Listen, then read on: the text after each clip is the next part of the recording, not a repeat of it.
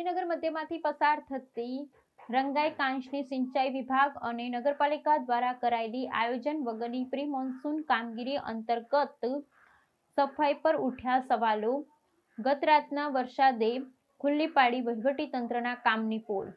સાવલીનગર મધ્યમાંથી પસાર થતા રંગાઈ કાચની સિંચાઈ વિભાગ અને નગરપાલિકા દ્વારા કરાયેલી આયોજન વગરની પ્રી મોન્સૂન કામગીરી અંતર્ગત સફાઈ પર ઉઠ્યા સવાલો। ગત રાત્રિના વરસાદે ખુલ્લી પાડી વહીવટીતંત્રના કામની પોલ।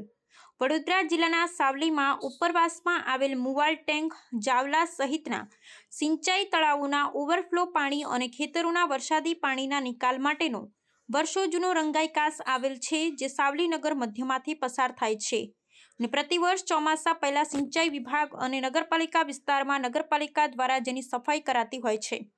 આ વર્ષે પણ આયોજન અને સંકલન વગર કરાઈ હતી, તેનો ભોગ રંગાઈ કાચ કિનારે વસતા નગરજનો બની રહ્યા છે।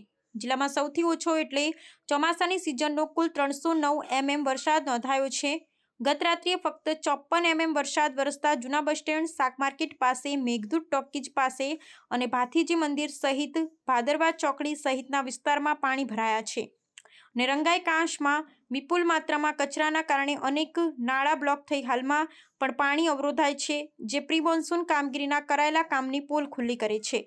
હજુ તો ચોમાસું બરોબર જામ્યું નથી અને જો વધારે એક ધારો વરસાદ પડે તો વિકટ પરિસ્થિતિ માટે કોણ જવાબદાર, એ પ્રશ્ન લોકો કરી રહ્યા છે। સાવલી નગરમાંથી જે રંગાવ કાચ મધ્યમાંથી રંગાવ કાચ જાય છે, પ્રી મોન્સૂનની જે કામગીરી રંગાવ કાચની સાફ સફાઈ કરવાની જે દર વર્ષે કરવામાં આવે છે, આ વખતે કરવામાં આવી, પણ જે જગ્યાએ જરૂરી છે ત્યાં કરવામાં ના આવી। જે અમારા 3-4 વચ્ચે નાળા છે, એ જે નાળાની નીચે જે બ્લોકેજ છે એ સાફ કરવામાં નથી આવ્યા। આગળથી જે રંગાવ કાચ જે આવે છે સાવલીની બહાર, એને ઊંડાઈ કરવામાં આવે છે, એનો કોઈ મતલબ નથી। જે બહાર જવાનો એક્ઝિટ રસ્તો છે એ ખુલ્લો કરવો જોઈએ। વડોદરા જિલ્લામાં સૌથી ઓછામાં ઓછો વરસાદ સાવલી તાલુકામાં અને સાવલીનગરમાં છે, તે છતાંય જો આજે આ પરિસ્થિતિ હોય તો વધુ વરસાદ થાય તો સાવલીની શું પરિસ્થિતિ થાય અને નીચાણવાળા ભાગોને જે ડૂબાણને નુકસાન થાય એની જવાબદારી કોણ? સમાચારોની ઝડપી અપડેટ માટે હમણાં જ સત્ય સ્વરાજ ન્યૂઝ ચેનલને લાઇક, શેર અને સબસ્ક્રાઇબ કરો।